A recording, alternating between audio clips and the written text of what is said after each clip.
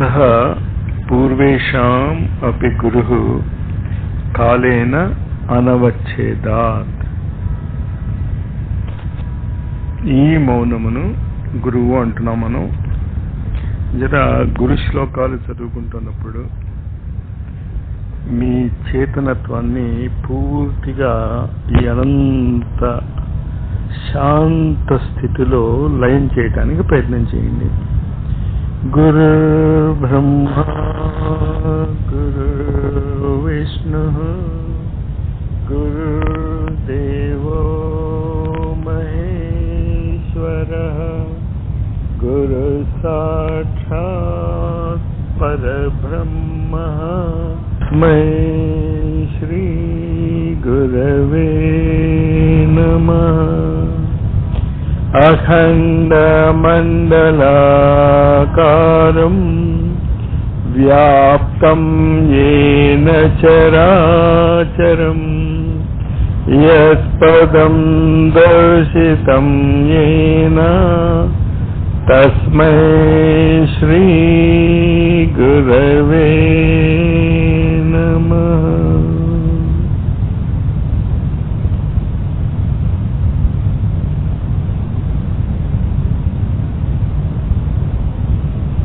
ఈ అనంత శాంతి స్థితిలోంచి శబ్దములు, ఈ నిశ్శబ్ద స్థితిలోంచి శబ్దములు పుట్టుకొస్తాయి. వేద వాంగ్మయములో శబ్దములను మంత్రాలని, ఆ నిశ్శబ్ద స్థితిని బ్రాహ్మణము అని పిలుస్తారు. మంత్ర బ్రాహ్మణయో వేద నామధేయం చేత వేద విజ్ఞానానికి శబ్దము నిశ్శబ్దము అంచేత అనుగ్రహ శరణాగతి మంత్రాలను ఉచ్చారణ చేస్తున్నప్పుడు ఒక శబ్దము లయం అయిపోయి వేరొక శబ్దము ఉత్పత్తి అవుతున్నటువంటి ఆ సంధిని పట్టుకోవాలి. మీరు ఉత్తినే మంత్రోచ్చారణ కాకుండా ఓం భూర్భువః స్వః హ్రీం శ్రీం క్లీం తత్సవితుర్వరేణ్యం భర్గో దేవస్య ధీమహి ధియో యో న ప్రచోదయాత్. హ్రీం శ్రీం క్లీం ఓం క ఏలహ్రీం హసకహలహ్రీం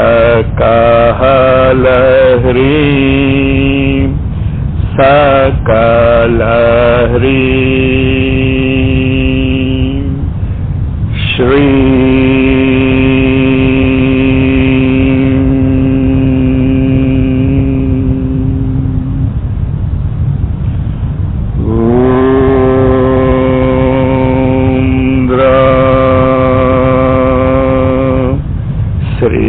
శ్రీకృష్ణ శ్యామ కమలనయన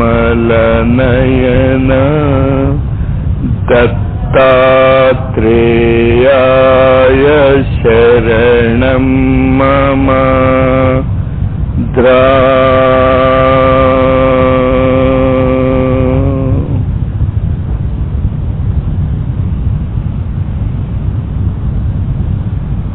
భువిపై స్వర్గావతరణ, వేద సంస్కృతి పునర్జాగరణ, శాంతి సుఖము సమృద్ధి అందరికీ అన్నదే మానవ జీవితము యొక్క ఉద్దేశ్యము. మానవ శరీరము ధరించినటువంటి ప్రతి ప్రాణికి కూడా మృత్యువుని దాటేటటువంటి అర్హత, అమరత్వ స్థితి అతి సహజంగా లభిస్తుంది. భూమిపై స్వర్గావతరణ అంటే అర్థం అదే. అమరత్వ ప్రాప్తి. భారతీయ ఋషి సాంప్రదాయములో సివివి బ్లావెట్స్కీ యొక్క లక్ష్యము, లారీ మహాశయ యోగానంద యొక్క లక్ష్యము, రామకృష్ణ పరమహంస శారదా మాత యొక్క లక్ష్యము, సిద్ధి సాయి సత్యసాయి యొక్క లక్ష్యము, అరవిందో మదర్ యొక్క లక్ష్యము, శ్రీరామ శర్మ ఆచార్య భగవతీ దేవి యొక్క లక్ష్యము. ఇది కాకుండా ఇతర అనేక మంది మహనీయుల యొక్క చరిత్ర దీనిని నిరూపిస్తుంది. ఇంకేం ఇదొక్కటే. మొట్టమొదటిది ఏంటి అంటే అమరత్వ ప్రాప్తి. సావిత్రి యొక్క కథ కూడా అదే. సావిత్రి సత్యవంతుల కథ కూడా అదే. అది లక్ష్యముగా ఉన్నటువంటి పరిణామ క్రమములో జీవాత్మల యొక్క శరీర ధారణ క్రమములో మానవ శరీర నిర్మాణం జరుగుతుంది. మళ్ళీ ఆ సెంటెన్స్ ఇందాక చెప్పింది అర్థం చేసుకోండి. పరిణామ క్రమములో ప్రతి జీవి మానవ శరీరధారి అయి ఉండాలి అనేటటువంటి నియమం లేదు. ప్రతి ఒక్కళ్ళు మానవ శరీరం నిర్మించక్కర్లే. మానవ శరీరాన్ని షార్ట్ సర్క్యూట్ చేసేసుకుని అనేక రకాలుగా ఆ పరిణామ క్రమంలోని లక్ష్యాలను పొందవచ్చును. కానీ మానవ శరీరం మీకు వచ్చింది అంటేనే మీ లక్ష్యాలు స్టాండర్డైజ్ అయిపోయాయి. ఏమిటా లక్ష్యాలు? భూమిపై స్వర్గావతరణ. భూమిపై స్వర్గావతరణ అనేటటువంటి లక్ష్యము లేనటువంటి ఏ వ్యక్తికి కూడా, ఏ ప్రాణికి కూడా మానవ శరీరము లభించదు. అందువల్ల అన్ని జంతువులు మానవ శరీరములోకి వచ్చి పరిణామ క్రమంలో ఇంకొక చోటకి వెళ్ళాలి. మానవ శరీరము కూడా ఉండవచ్చు, లేకపోతే మానవ శరీరాన్ని లేకుండా జంతువుల శరీరంలోంచి అనేక జంతువులు, ముఖ్యంగా గుర్రము, ఏనుగు, ఇవి మానవ శరీరం లేకుండానే దాటిపోవచ్చు. సీక్రెట్ డాక్టర్ మనం చదువుకుంటున్నప్పుడు ఇంకా బాగా మనకు అర్థమవుతుంది. కానీ ఈ విషయాన్ని భగవద్గీతలో కూడా తిప్పి తిప్పి తిప్పి చెప్పాడు. కారణం ఏంటి అంటే భగవద్గీత మానవ జాతికి అందించినప్పటికీ ఈ విజ్ఞానం అందరికీ అందుబాటులోనే ఉండేది. అందరికీ తెలుసు ఈ విషయం. దీని గురించి నొక్కి చెప్పవలసినటువంటి పని లేదు. అంచేత ఏం చెప్పాడు? విద్యా వినయ సంపన్నే బ్రాహ్మణే గవి హస్తిని. అంటే బ్రాహ్మణుడు, విద్యా వినయ సంపన్నే అయినటువంటి బ్రాహ్మణుడు ఏ స్థితికి చేరుతాడో, గవి ఆవులు మానవ శరీరం లేకుండా అక్కడికి దాటగలవు కనుక ఆవు పాలు కానీ, ఆవు పిడకలు కానీ, ఆవుకి సంబంధించినవన్నీ కూడా పవిత్రమే. ఇచ్చట అది కూడా ఏ విధంగానూ విద్యా వినయ సంపన్నే బ్రాహ్మణే తీసిపోవు. ఏనుగు తీసిపోదు. శుని చైవ శ్వపాకేచ పండిత సమదర్శిన. చేత అశాంత స్థితిలో మీరు అమరులే. ఆ స్థితిలో మీరు ఉండిపోగలిగితే భూసురులు, భూమి మీద నడిచేటటువంటి దేవతలు అనేటటువంటి పేరు సార్థకం అయ్యేది. కానీ సాధన వల్ల వస్తుంది ఇది. ఎన్నిసార్లు మీరు వింటే లాభం లేదు. అనుభవంలోకి తెచ్చుకోవాలి. అనుభవంలోకి తెచ్చుకోవటానికి ముందు ఏంటి? దీన్ని అనేక సార్లు మననం చేసుకోవాలి. ఇప్పుడు ఇదంతా కూడా నేను చెప్తున్నదంతా మననమే, లెక్చర్ కాదు ఇది. సమర్థ సద్గురు స్పర్శ ధ్యాన విధానం యొక్క మననము. ఇంకక్కడ ప్రశ్నలు ఏం లేవు, అది మననం చేసుకుంటూ ఉండటమే. మౌనంలో ప్రశ్నే ఉంటుంది.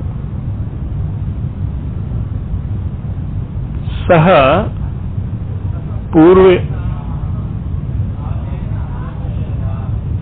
ఇదే అర్థం అవ్వాలి మీకు. ఏ గురు పరంపర మీరు తీసుకున్నా ఆ గురు పరంపర వెనకాతలు ఉన్నటువంటిది ఈ ప్రణవమే.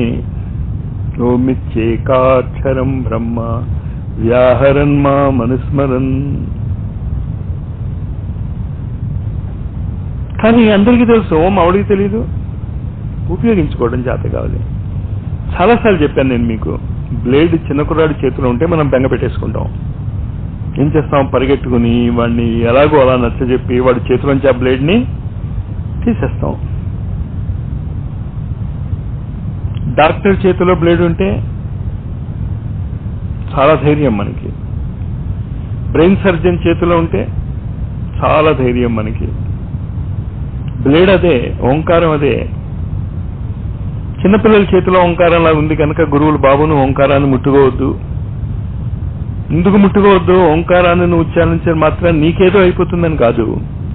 ఓంకారం ద్వారా నువ్వేమీ సాధించలేకపోతే ఓంకారం యొక్క విలువ పోతుంది. పోతే ఇదేగా ఓంకారం మీకేం వచ్చింది అనేటటువంటి ఇప్పుడున్నటువంటి మాటలన్నీ ఎందుకు వస్తున్నాయి? అర్హత లేనటువంటి వ్యక్తులు, లక్ష్య శుద్ధి లేనటువంటి వ్యక్తులు ఓంకారాన్ని జపం చేస్తున్నారు, గాయత్రి మంత్రాన్ని జపం చేస్తున్నారు. ద్విజత్వం ఎలా వస్తుంది? వాళ్ళకి రాదు. ద్విజత్వం రావాలి అంటే ఆ సంధ్యాకాలాలలో పంచతత్వాల యొక్క విశేషమైనటువంటి ఉపయోగించుకునేటటువంటి టెక్నిక్ సంధ్యావందనం. ఏం చేస్తుంది ఆ సంధ్యావందనం?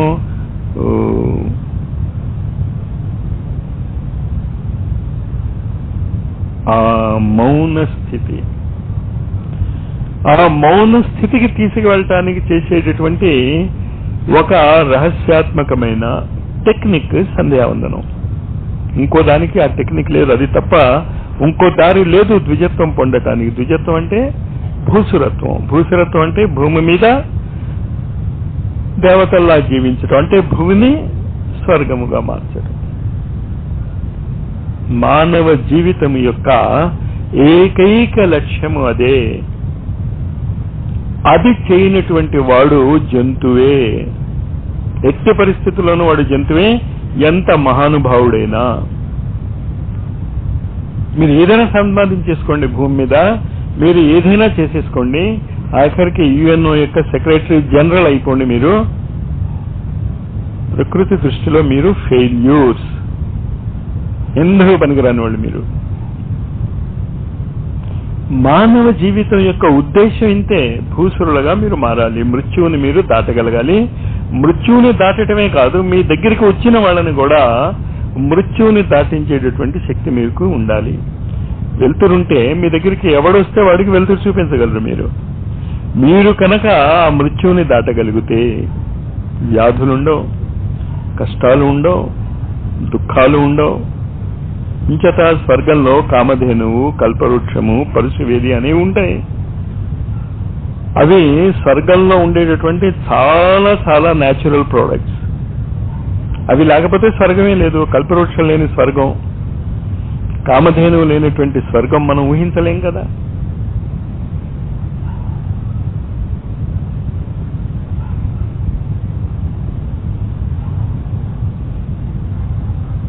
ఆ మౌన స్థితి,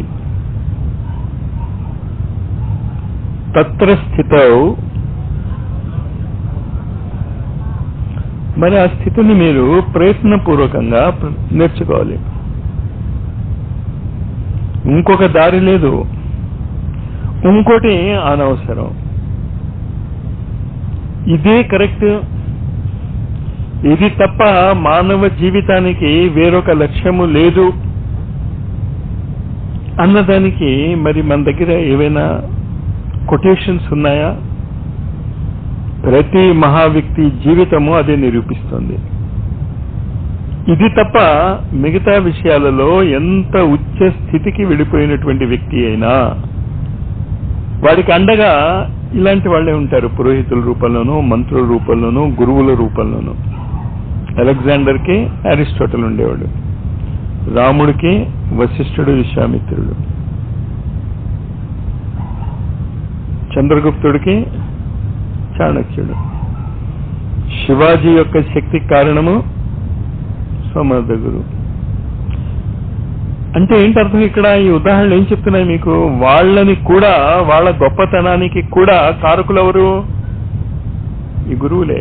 సహ పూర్వేషామపి గురు కాలేన నవచ్చేద. ఓ క్రైస్ట్, ఓ మొహమ్మద్, ఓ బుద్ధుడు, ఓ మహావీరుడు, గురు గోవింద్ సింగ్, వీళ్ళందరూ హిందూ మతావలంబులు మాత్రము కారు. జైన మతం వేరు, బుద్ధిజం వేరు, క్రిస్టియానిటీ వేరు, ముస్లిజం వేరు. కానీ ఆ మతాన్ని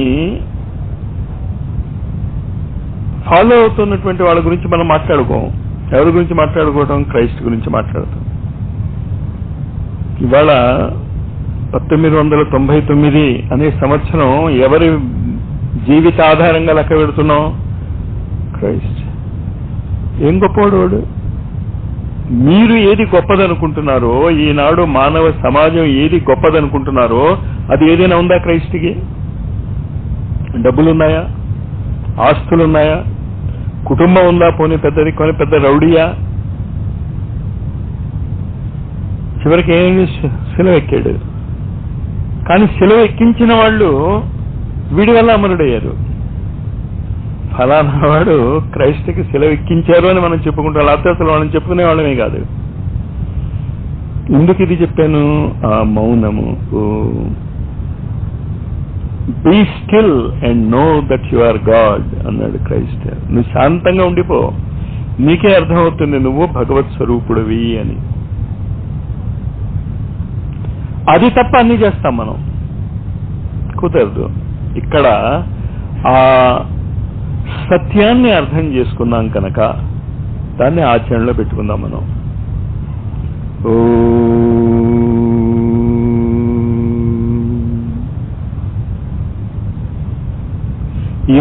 ఎప్పుడు ఆ శబ్దాన్ని ఉచ్చారణ చేస్తాము, అప్పుడు మీరు అనంత శాంత స్థితికి వెళ్ళిపోవాలి.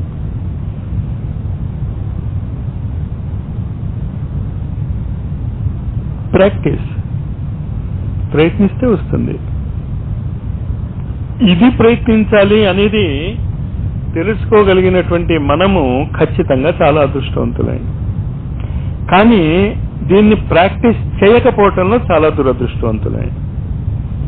ఒక పక్క సౌభాగ్యం ఏమిటి అంటే, అదృష్టం యొక్క పరాకాష్ఠ ఏమిటి అంటే, అందరి గురువుల యొక్క గురుత్వానికి కారణము, మానవ శరీరధారిలో దేవత్వానికి కారణము ఈ మౌనమే అన్నది అర్థమైంది. ఏ జాతిలో పుట్టినా, ఏ మతంలో పుట్టినా, మానవ జాతిలో ఈ విలక్షణమైనటువంటి శక్తి కలిగినటువంటి వ్యక్తులు ఎల్లప్పుడూ ఉన్నారు. ఇప్పుడే కాదు, ఎల్లప్పుడూ ఉన్నారు.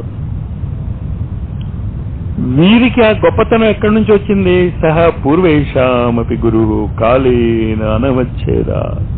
ఆ పరమే వ్యోమన్, ఇదే ఆ గురువు. ఈ మౌనమే. మౌనంగా ఉండరు మీరు. ద వాయిస్ ఆఫ్ సైలెన్స్ అని బ్లావెట్స్కీ చెప్తుంది. అందుకే బ్లావెట్స్కీ ఎలా చెప్పటం? అది మౌన వ్యాఖ్య ప్రకటిత పరబ్రహ్మతత్వం. మౌనము పరబ్రహ్మతత్వాన్ని ప్రకటించటానికి కమెంటరీ అంటాడు శంకరాచార్య గారు. ఇంకో దారి లేదు మీకు. మీరు అమరత్వము సాధించాలి అంటే అదే అరవిందో ద సింబల్ డాన్ అన్నాడు. గురువు గారు సౌభాగ్య సూర్యోదయము అన్నారు. ఎప్పుడు సూర్యోదయం వస్తుందో అప్పుడు ఎప్పుడు అవతరణ జరుగుతూ ఉంటుంది అన్నది ప్రకృతి యొక్క నియమము. దాన్ని అర్థం చేసుకుని సంధ్యోపాసన మన ఋషులు అందించారు. ప్రతిరోజు ఒక అవతరణే, ప్రతిరోజు మీకు ఛాన్స్ ఉంది, ప్రతిరోజు మీకు ఛాన్స్ ఉంది, ప్రతిరోజు మీకు ఛాన్స్ ఉంది. ఆ సూర్యోదయ సూర్యాస్తమయాలలో కూర్చోండి. మాకు వీలు పడదు, నన్ను ఏం చేయమంటారు వీలు పడకపోతే? అంచేత ఆ వీలు పడాలి అనేది అర్థం కావాలి అంటే వేదములు అర్థం కావాలి. వేదములు ఎందుకు అర్థం కావాలి? మన జీవితాన్ని కనుక వైదిక నియమాలకు అనుగుణ్యంగా మనం మార్చేసుకోగలిగితే. ఏంటి వైదిక నియమాలు? ఋషి, దేవత, ఛందస్, ఇవి మూడు ఉంటాయి వేదాల్లో. ప్రతి వేద మంత్రానికి మూడే ఉంటాయి, నాలుగోది లేదు అక్కడ. త్రైగుణ్య విషయ వేద నిస్త్రైగుణ్యో భవార్జున నిర్ద్వంద్వో నిత్య సత్వస్థో నిర్యోగ క్షేమ ఆత్మవాన్.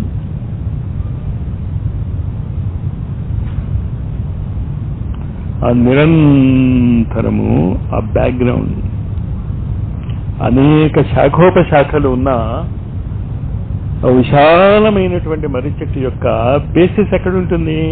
భూమిలో ఉంటుంది. అలాగే మనిషి యొక్క బేసిస్ చేతనత్వంలో ఉంటుంది. ఆ చేతనత్వంలోంచి ఆ అశ్వత్థ వృక్షాన్ని 15వ అధ్యాయంలో వివరిస్తాడు శ్రీకృష్ణుడు. చేత ఆ రూట్ని పట్టుకోవాలి మీరు. అది తప్ప మిగతా అన్ని చేస్తాం మనం. ఏ గురు సాంప్రదాయాలకు వెళ్ళినా గురువు చెప్పినటువంటి భౌతిక క్రియాకలాపాలకి మాత్రమే మనము అంకితం అయిపోతాం తప్ప రూట్ కనుక పట్టుకుంటే గురువులందరూ ఒకటే. ఏ గురువు చెప్పినా ఆ మౌనములోంచే అతనికి ఆ శక్తులు వచ్చాయి, ఆ అమరత్వం వచ్చింది. మీకు కూడా అక్కడికే వెళ్ళమని ఆ గురువులు చెప్పేటటువంటి మార్గము. దేశకాల పరిస్థితులలో అప్పుడున్నటువంటి శరీర నిర్మాణానికి అనుగుణ్యమైనటువంటి ట్రిక్కులు చెప్తారు తప్ప ఈ ట్రిక్కులన్నీ ఒకే ట్రిక్ ఏంటి? No tricks. ఏం చేయక్కర్లే మీరు.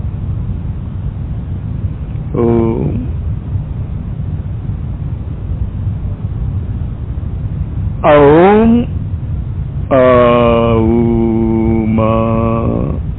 అని కలిసినటువంటి ఓం వేద విజ్ఞానం వచ్చేసరికల్లా ఋషి, దేవత, ఛందస్సుగా మారుతుంది.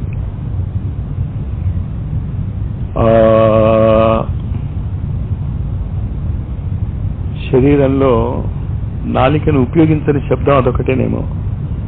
నోరు తెరిస్తే నువ్వు ఇంకా దాన్ని ఉపయోగించక్కర్లే. అందులోంచి అనంతమైనటువంటి విజ్ఞానము ఆవిర్భవిస్తుంది. అందుకే రాముడు నోరు తెరిచిన, కృష్ణుడు నోరు తెరిచిన వాళ్ళ తల్లులకి విశ్వరూపం కనిపించింది అందులో. మనము నోరు తెరిచినా విశ్వరూపమే ఉంటుంది అక్కడ. చూడగలిగితే ప్రాక్టీస్. దివ్యం దదామితే చక్షు. ఆ దివ్యమైనటువంటి చక్షువులు కావాలి. ఆ దివ్యమైనటువంటి చక్షువులు మీకు ఎప్పుడు లభిస్తాయి? కాలము అంటే ఏమిటో మీకు తెలిస్తే. కాలోస్మి లోకక్షయకృత్ ప్రవృద్ధో.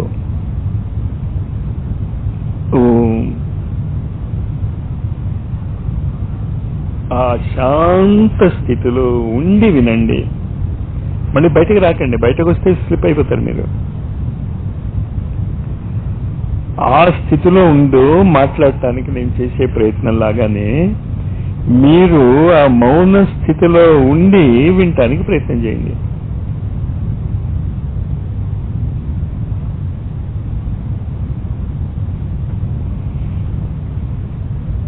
అఖండ మండలాకారం వ్యాప్తం ఏన చరాచరం. ఈ మౌనం,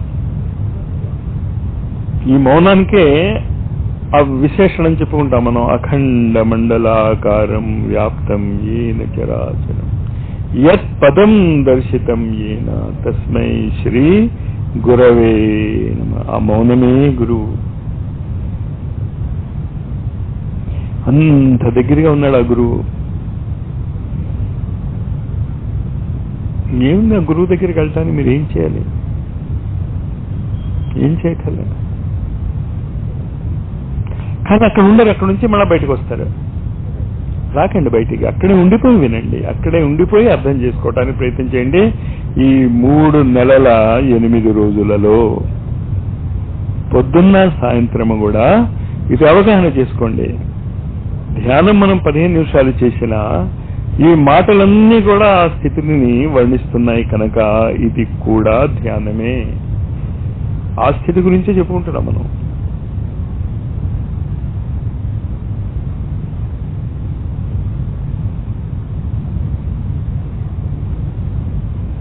రుచో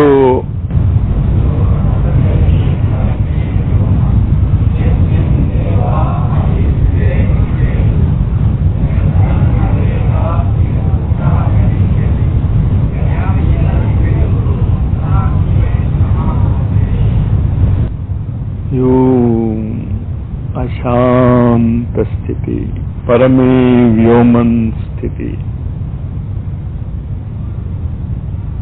మీకు నాకు మధ్య ఉన్నటువంటి ఈ ఖాళీ ప్రదేశము ఇక్కడ ఉంది అంతా. ఇందులోంచి అన్ని పుట్టుకొస్తాయి, అందులోకి లయమైపోతాయి. ఆకాశాత్ వాయు, వాయువు నుంచి అగ్ని, అగ్ని నుంచి జలము, జలము నుంచి పృథ్వీ, మళ్ళీ లయమైపోతే పృథ్వీ నుంచి జలము, జలము నుంచి అగ్ని, అగ్ని నుంచి వాయువు, వాయువు నుంచి ఆకాశం. The cycle goes on. అఖండ మండలాకారం.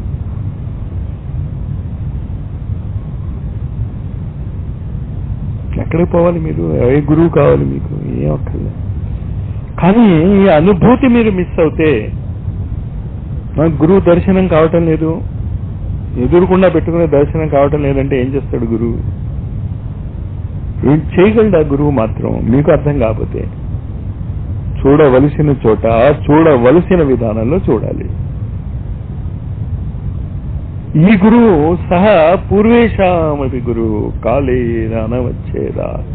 మిగతా భౌతిక రూప శరీరధారులు, మన గురు పరంపర చెప్పుకుంటాం, ఇవంతా కూడా భౌతిక శరీర రూపధారులు.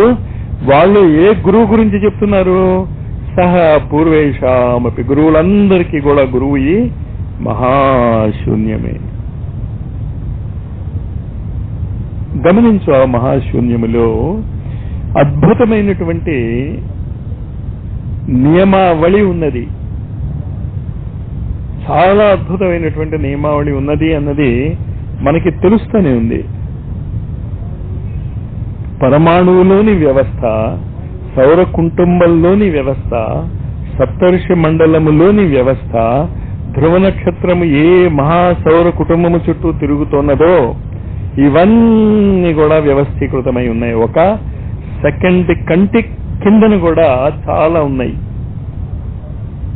మహాకాల చక్రములో కాల వ్యవస్థ యుగ యుగాలు దాటేసి కోట్లాను యుగాల వరకు ఈ వ్యవస్థ ఎక్కడా క్రమము తప్పకుండా తిరుగుతూనే ఉంది. ఎక్కడ క్రమం తప్పటం లేదు. మానవుడు పృథ్వీ గ్రహం మీద తాను క్రమం తప్పుతున్నాడు. పృథ్వీ ఎక్కడ తప్పుతుంది? పృథ్వీ 365 రోజుల్లోనూ సూర్యుడు చుట్టూ తిరిగిపోతూనే ఉంటుంది. పృథ్వీకి ఏం అవటంలే. నువ్వు తప్పుతున్నావు క్రమాన్ని, నువ్వు బాధపడుతున్నావు. పృథ్వీకి ఏమవుతుంది? పృథ్వీ మీద జీవిస్తున్నటువంటి ఇతర సచాచర ప్రాణకోటికి ఏమవుతుంది? ఏమవటంలే. అరటిపండు లాగే గ్రో అవుతుంది. దాని చేతనత్వము, దాని యొక్క విలువలు, దాని యొక్క ఆయుర్వేదిక్ ప్రాపర్టీస్ మారవు. ధాన్యం యొక్క ప్రాపర్టీస్ మారవు. వేప చెట్టు యొక్క ప్రాపర్టీస్ మారవు. మనిషే ఎప్పుడేం చేస్తాడో తెలియదు, వాడికే తెలియదు పాపం. కానీ ఆ తెలియక పోటల్లోనే వాడు ఎప్పుడు ఏం చేస్తాడో చాలా పెద్ద అదృష్టం ఉంది అక్కడ. ఏమిటి అంటే వాడు అనేక కోట్ల కోట్ల కోట్ల పరిణామ క్రమాన్ని దాటివేసి తక్షణమే పరమాత్మగా మారిపోవచ్చు.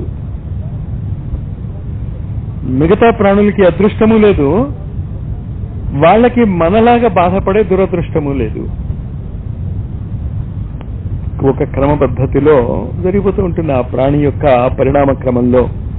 ఎప్పుడు ఎప్పుడు ఏ అరటి చెట్టు ఏ దేవతగా మారుతుందో, ఏ జంతువు ఏ దేవతగా మారుతుందో అదే ఆ దేవతల యొక్క వాహనాలు. మానవ శరీరధారి కాకపోతే ఆ దేవత యొక్క వాహనమే ఆ దేవతగా మారుతుంది పరిణామ క్రమంలో. అంటే ఎలుక దేనిగా మారుతుంది? వినాయకుడిగా మారుతుంది. ఎప్పుడు మానవ శరీరంలోకి రాకపోతే. కానీ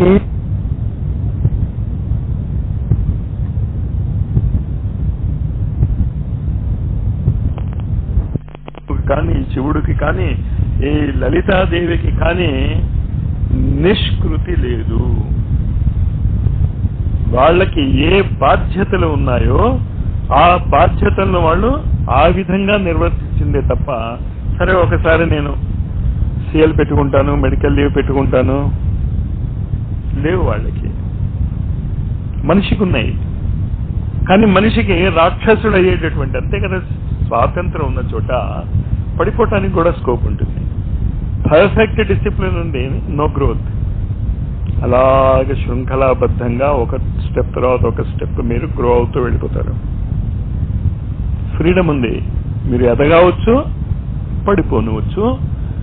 అన్నిటికంటే పెద్ద దౌర్భాగ్యం మానవ జాతిది ఏంటంటే, ఇంత అద్భుతమైనటువంటి చేతనత్వపు పరాకాష్ట మానవులు పొందగలరు అని తెలిసిన ప్రవృత్తి అటువైపు రాదు. నాకు రాదు మాస్టర్ అని కూడా చాలాసార్లు గొప్పగా చెప్పుకుంటారు. ఇంకా తిడతాను నేను, నీకు రాదు అంటే ఇక్కడికి రాక నువ్వు ఆ ప్రవృత్తి ఏర్పరచుకో. ఏర్పడకపోతే మళ్ళీ మళ్ళీ ఇక్కడికి రా. ఎలాంటి వాతావరణంలో నువ్వు ఉంటావో ఖచ్చితంగా అలాంటి స్వభావమే ఏర్పడుతుంది అన్నది అతి సహజమైనటువంటి మనోవైజ్ఞానికమైనటువంటి లక్షణం.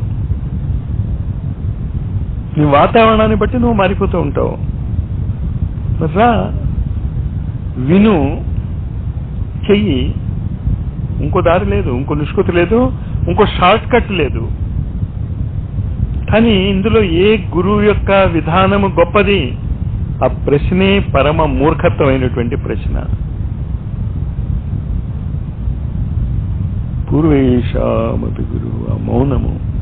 అందులో అందరి గురువులకి వాడే గురువు. ఆ మౌనమే, ఆ పరమే వ్యోమనే అందరికీ గురువు. అందువల్ల ఇక్కడికి ప్రవేశించగానే ముందు మీరు నోరు మూసేసుకోండి. మౌనముగా ఉన్నది అనేటటువంటి రూల్. ఇక్కడ ఎవ్వరూ మాట్లాడకండి. అది దాటి మాట్లాడాలనుకుంటే బయటకు వెళ్ళి మాట్లాడండి. ఇక్కడ యజ్ఞశాలలో కానీ దేవాలయంలో కానీ నో లిప్ మూవ్మెంట్.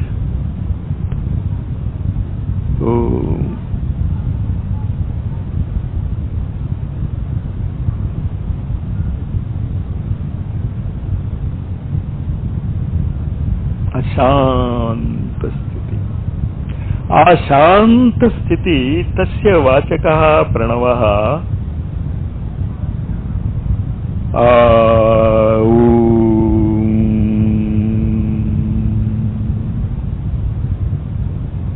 వేదవాంగ్మయంలో ఋషి దేవత ఛందస్సుగా మారుతుంది. చాలా జాగ్రత్తగా ఈ మాటల్ని వినండి. సీక్రెట్ డాక్ట్రిన్, వేదాలు రెండు కలిపి చెప్పిస్తున్నాను నేను మీకు.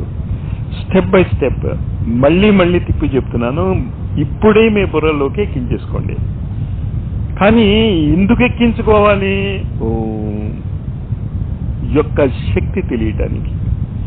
ఓంకారాన్ని ఉపయోగించి నా గురువులు నన్ను 3 సార్లు చనిపోయిన దాన్ని నన్ను బతికించారు. మరి నువ్వు ఉపయోగించి బతికించుకో, పక్క వాళ్ళని బతికించు. నేను కళ్ళారా చూశాను అలా బతికించబడ్డాం. పాము కాటితో దెబ్బతిన్నటువంటి వాళ్ళు సరస్వతి మంత్రంలో ముందు ఓం వస్తుంది. అక్కడ ఓం అంబీతమే నమీతమే దేవీతమే సరస్వతి అప్రస్థా ఇవ అని ఋగ్వేదంలో సరస్వతి సూక్తంలోని మంత్రం నేను కళ్ళారా చూశానని చెప్పాను కదా. చచ్చిపోయిన వాడు బతకడం, చచ్చిపోయి 4 గంటలు అయిపోయి ఉంటుంది అక్కడ పాము కాటుతో. మరి బతికించలేమే మనం. ఈ ఓమే, ఇంకో ఓమే లేదు, ఇదే ఓము, ఇలాగే పలుకుతాం. వాళ్ళు పలకటంలో ఏం గొప్పతనం ఏం లే. గొప్పతనం ఎక్కడుంది అంటే ఆ జ్ఞానములో ఉంది, విజ్ఞానములో ఉంది, ఆ వేద జ్ఞానములో ఉంది. అదే నేను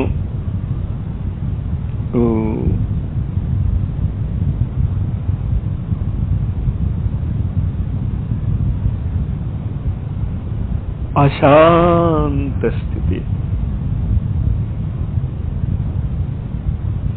అనుభవించండి దాన్ని.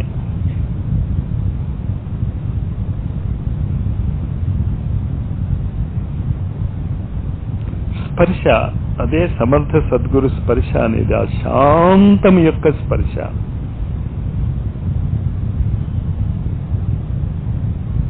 ఆ స్పర్శ 3 భాగాలుగా మారుతుంది.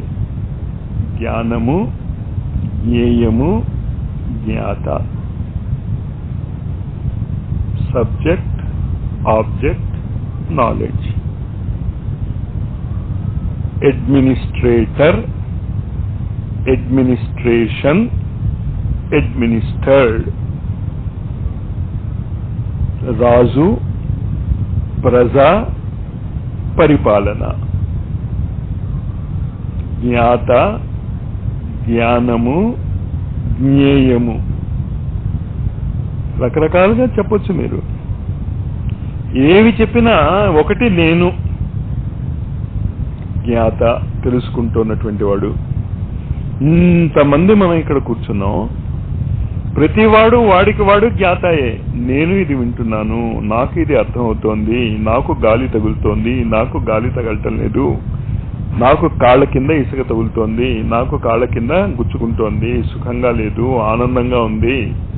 ఇదంతా దేని మీద బేస్ అవుతోంది? ముందు ఈ అనుభవాన్ని అనుభవించేటటువంటి ఒక చేతనత్వము జాగృతమైనది. శాంత స్థితిలో ఏ అనుభూతి లేదు, ఏమీ లేదు, ఏ ఆలోచన లేదు, ఇంకోడు లేడు అసలు అక్కడ. అద్వైతము, అఖండము. అంటే ఇంకా అనుభూతులు ఏముంటాయి మీకు? ఏముండదు అక్కడ.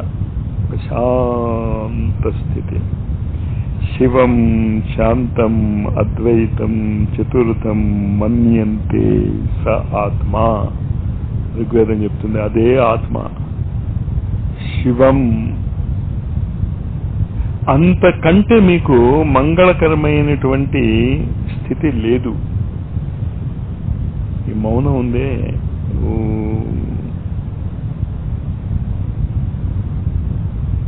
పరమ మంగళప్రదమైనటువంటి స్థితి అది. అందువల్ల ఆ స్థితిలో ఉన్నవాడికి ఎప్పుడూ ఆ మంగళము జరగదు. అందువల్ల రామరాజ్యములో, ఆత్మరాజ్యములో, ఆ స్వరాజ్యములో ఎవడికి ఏ విధమైనటువంటి అమంగళము జరగదు. జరగదు. ఎందుకు జరగదు అంటే అది దాని లక్షణం. అది పంచదార తీగా ఉంటుంది, ఎందుకు చేదుగా ఉండకూడదని మనం అడగలేము. దాని స్థితి యొక్క లక్షణం అది. మీరు ఆ స్థితిలో ఉండగలిగితే మీకు ఎప్పుడూ అమంగళము జరగదు. అసంభవం. అది శివం. శాంతం. శాంతమైనటువంటి స్థితి. ఉద్వేగాలే ఉండవు, కోపాలే ఉండవు, తాపాలే ఉండవు, ఆర్థికమైనటువంటి సమస్యలే ఉండవు. శాంత స్థితి. ఇంకా సమస్యలు ఎలా ఉంటాయి? సమస్యలు ఉంటే శాంతం ఉండదుగా. శివం శాంతం అద్వైతం. ఇంకోడు లేడు అక్కడ. ఇదేమీ కనిపించడు. శునిచైవ శ్వపాకేచ పండిత సమదర్శన. సమదర్శన అంటే ఒకలాగా కాదు చూడటం. ఆ శాంత నిద్రలో నీకేం తెలుస్తుంది? అంతా ఒకటే. కానీ నిద్రస్థితి కాదు ఇది. నిద్రస్థితి లాంటి అఖండ మండలాకారం, నువ్వు తప్ప ఇంకోటి లేనటువంటి అద్వైత స్థితి. ఇంకోటి లేదు, ద్వైతం ఇంకోడెవడు లేడు అక్కడ. స ఆత్మ, అదే ఆత్మ. ఈ ఆత్మ ఎప్పుడైతే జాగృతమై నేను అంటుందో తక్షణమే ఇంకో రెండు ఏర్పడతాయి. ఇంకోటిది చూడబడేది, చూస్తున్న దానికి వీడికి మధ్య ఉన్నటువంటి రిలేషన్షిప్. జ్ఞాత అంటే నువ్వు, జ్ఞేయము అంటే దేన్నైతే చూస్తున్నావో, జ్ఞానము అంటే దానివల్ల ఏం జరుగుతుందో. కింద ఇసుక తగిలింది, మీరు మఠం వేసి కూర్చున్నారు, కాలు గుచ్చుకుంది. నాకు ఇసుక వల్ల, ఇసుక అనేది జ్ఞేయము, నాకు జ్ఞాత ఇబ్బంది కలిగింది, జ్ఞానము. జ్ఞాత, జ్ఞేయము, జ్ఞానము. జ్ఞాత, జ్ఞేయము, జ్ఞానము. Subject, object, relationship or knowledge, సంబంధము. ఇదే ఉంటుంది ప్రకృతిలో. ఎవరితో నువ్వు ఎవరిని చూసినా, ఏమి చూసినా, ఏ విధమైనటువంటి పనులు చేస్తున్నా, ఏం చేసినా ముందు నేను అనేది రాగానే ఇంకోటి స్టార్ట్. అక్కడ అద్వైతం పోయింది. పోగానే ఏమైంది? సంబంధం ఏర్పడింది. ఈ విద్య వేదాలలో చెప్పబడి ఉన్నది. త్రిగుణములు అంటాం కూడా ఇదే. త్రైగుణ్య విషయ వేద, వేదములలో ఈ మూడు గుణాల గురించే చెప్పబడి ఉన్నది. వీటిని దాటాలి అంటే ఏమవుతుంది? సంహిత. దాటడం అంటే ఎక్కడికో వెళ్ళిపోవు. ఈ మూడు ఒక దాంట్లో ఒకటి లయం అయిపోతాయి. ఏ విధంగా లయం అయిపోతాయి? ఆ చూడబడే వస్తువు మెల్లిమెల్లిగా మెల్లిమెల్లిగా దగ్గరికి వచ్చి వీడిలో లయం అయిపోయింది అనుకో. అప్పుడేమైంది? జ్ఞాతలో జ్ఞేయము, జ్ఞానము రెండు కూడా లయం అయిపోతాయి. దాన్ని సంహిత అంటాం. దీన్ని అర్థం చేసుకోండి.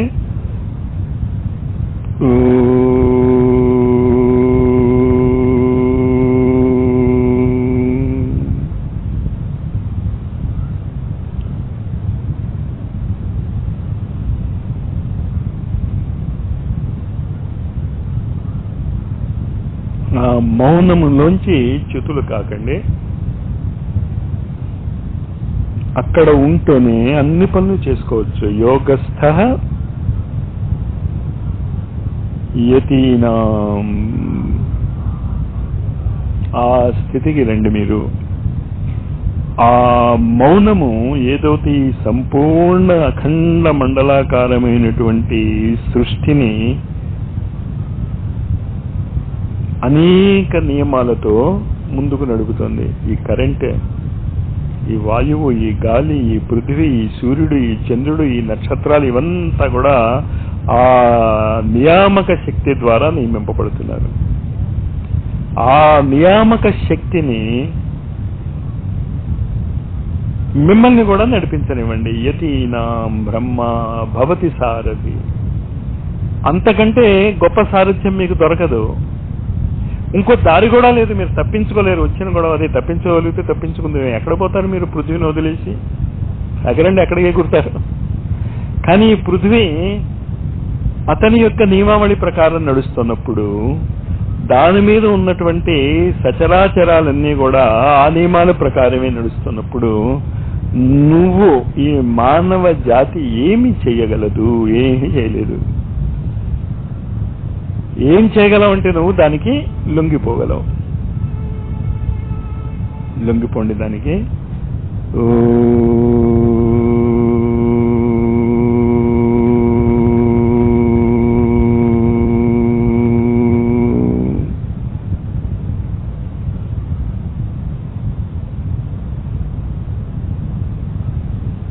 ఈ మౌనము, ఈ శాంత స్థితిలో ఉండిపోవటానికి ప్రయత్నం చేయండి. అది తప్ప మిగతా అంతా కబుర్లే. ఎన్ని కబుర్లు వింటే ఏం లాభం? ప్రయత్నించండి. తత్ర స్థితౌ యత్నాభ్యాస. శ్రీమాత శ్రీ మహారాజ్ఞి శ్రీమత్ సింహాసనేశ్వరి చిదగ్నికుండ సంభూత దేవ కార్య సముద్యత श्री शिवा शिवशक्त्यैक्य रूपिणी ललितांबिका ओम। शांति शांति शांति।